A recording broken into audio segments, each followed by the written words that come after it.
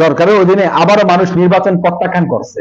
আজকের নিউজটি খুবই গুরুত্বপূর্ণ একটি নিউজ, তাই বলবো অবশ্যই পুরো ভিডিওটি না টেনে মনোযোগ সহকারে দেখবেন, তাহলে সবকিছু বুঝতে পারবেন ইনশাআল্লাহ। আর এই ভিডিওটি শেয়ার করে অবশ্যই সবাইকে দেখার সুযোগ করে দিবেন। তো চলুন ভিডিওটি শুরু করা যাক। পর্যায়ক্রমে আপনাদেরকে তিনটি নিউজ পড়ে শোনাবো। প্রথম যে নিউজটি প্রকাশ হয়েছে সেটি প্রকাশিত হয়েছে বাংলাদেশ প্রতিদিনে। সরকারের অধীনে মানুষ আবারও নির্বাচন প্রত্যাখ্যান করছে, গণতন্ত্র মঞ্চ।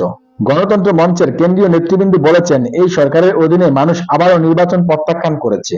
শুক্রবার সন্ধ্যায় রংপুর শহরের গুপ্তপাড়ার সুনি কমিউনিটি সেন্টারের গণতন্ত্র মঞ্চের রংপুর বিভাগীয় প্রতিনিধি সভায় নেতৃবৃন্দ এসব কথা বলেছেন।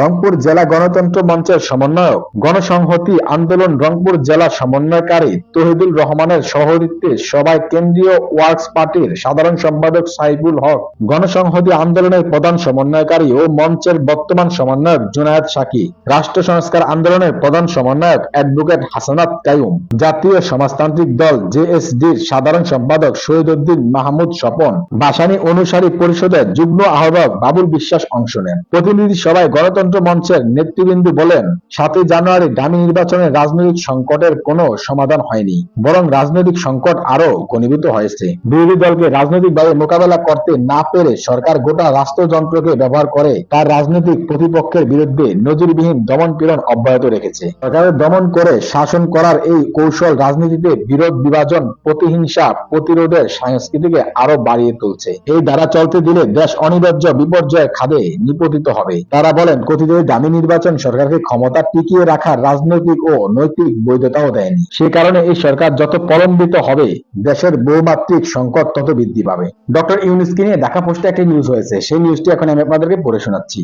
ডক্টর ইউনূস ইস্যুতে যা বললেন স্বরাষ্ট্রমন্ত্রী। উগান্ডা সফর শেষে মঙ্গলবার 23 জানুয়ারি পররাষ্ট্র মন্ত্রণালয়ের সাংবাদিকদের এক প্রশ্নের জবাবে এসব কথা বললেন মন্ত্রী। শান্তিতে নোবেল পুরস্কার বিজয়ী অধ্যাপক ডক্টর মোহাম্মদ ইউনূসের উপর সরকারের ক্রমাগত হয়রানি বন্ধ করতে প্রধানমন্ত্রী শেখ হাসিনাকে চিঠি দিয়েছেন 12 মার্কিন সিনেটর। চিঠি প্রসঙ্গে পররাষ্ট্রমন্ত্রী ডক্টর হাসান মাহমুদ বলেছেন, সিনেটররা যদি সেরকম চিঠি দিয়ে থাকে তাহলে তারা বলেছেন আদালতকে হস্তক্ষেপ করার জন্য। উগান্ডা সফর শেষে মঙ্গলবার পররাষ্ট্র মন্ত্রণালয়ে সাংবাদিকদের এক প্রশ্নের জবাবে এসব কথা বলেন মন্ত্রী। পররাষ্ট্রমন্ত্রী বলেন, আমি পররাষ্ট্রমন্ত্রী হিসেবে নই, আওয়ামী লীগের যুগ্ম সাধারণ সম্পাদক হিসেবে ডক্টর ইউনূসের প্রতি যথাযথ সম্মান জানিয়ে বলতে চাই, এখানে সরকার কোনো মামলার পক্ষ নয়। মামলায় তার শাস্তি হয়েছে, সরকার তো আদালতকে হস্তক্ষেপ করতে পারে না। হাসান মাহমুদ বলেন, সিনেটররা যদি সেরকম চিঠি দিয়ে থাকে তাহলে তারা বলেছেন আদালতকে হস্তক্ষেপ করার জন্য। সরকার কি আদালতকে হস্তক্ষেপ করতে পারে? এটি করা কি সমীচীন? আমাদের দেশে এটা করা হবে না। কোথাও করাটা সমীচীন নয়।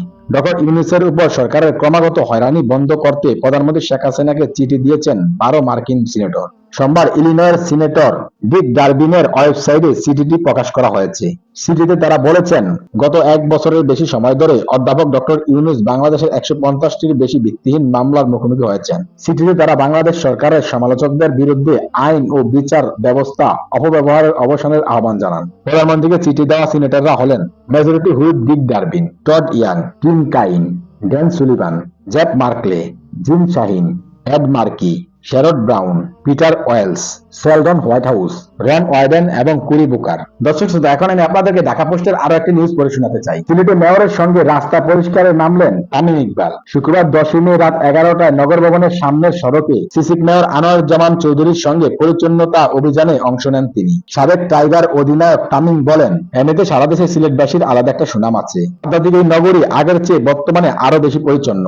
বিশেষ করে ফুটপাত এবং রাজপথে হকারদের হাকডাক জুট ঝামেলা বন্ধ করতে অল্প সময় সক্ষম হয়েছেন সিলেটবাসীর প্রিয় মেয়র মোহাম্মদ আনোয়ারুজ্জামান চৌধুরী। তিনি বলেন, এরই ধারাবাহিকতা অব্যাহত থাকবে বলে আমি আশাবাদী। আগামী 4.5 বছরে সিলেট মহানগরী সারা দেশের জন্য একটি আদর্শ নগরী হিসেবে উদাহরণ হয়ে থাকবে। বর্তমান মেয়রের এই আন্তরিকতা এবং যোগ্যতা আছে বলেই আমি মনে করি। সিলেট সিটি কর্পোরেশনের মেয়র মোহাম্মদ আনোয়ারুজ্জামান চৌধুরী সিলেট সফরে আসায় এবং পরিচ্ছন্নতা অভিযানে অংশগ্রহণ করায় তামিম ইকবালকে ধন্যবাদ জানান। তিনি বলেন, সিলেটের রাজপথে পরিচ্ছন্নতার অভিযানে নেমে তামিম প্রমাণ করলেন তিনি শুধু খেলার মানুষই নন, একজন সচেতন এবং সম্মানিত নাগরিক, একজন সফল মানুষ। আমাদের এই আধ্যাত্মিক নগরীতে তার ভক্ত অনুরাগী অভাব নেই। তাকে দেখে সবাই আমাদের নগরীকে আরো বেশি পরিচ্ছন্ন রাখতে আন্তরিক হবেন। এই সময় অন্যদের মধ্যে উপস্থিত ছিলেন ওসমানীনগর উপজেলা পরিষদের চেয়ারম্যান ও জেলা যুবলীগের সভাপতি শামীম আহমদ বিপি, মহানগর যুবলীগের সভাপতি আলম খান মুক্তি, জেলা যুবলীগের সাধারণ সম্পাদক শামীম আহমদ, জেলা ছাত্রলীগের সভাপতি নাজমুল ইসলাম, সাধারণ সম্পাদক রাহেল সিরাজ, মহানগর ছাত্রলীগের সভাপতি কিশোর জাহান সৌরভ, সাধারণ সম্পাদক নাইম আহমেদ, সিসিকের প্রধান বর্জ্য ফরজ কর্মকর্তা কর্নেল অবসরপ্রাপ্ত একলিন আবেদিন, জনসংযোগ কর্মকর্তা সাজলু লস্কর প্রমুখ। তো আশা করছি আপনারা তিনটি নিউজই মনোযোগ সহকারে শুনেছেন এবং সেখানে কি বলা হয়েছে তাও বুঝতে পেরেছেন। এই বিষয়ে নিয়ে যদি আপনাদের কোনো মতামত থাকে তাহলে অবশ্যই তা কমেন্ট করে জানাতে পারেন। ভিডিওটি এই পর্যন্তই, দেখা হচ্ছে পরবর্তী ভিডিওতে। সে পর্যন্ত সবাই ভালো থাকবেন, সুস্থ থাকবেন। আল্লাহ হাফেজ।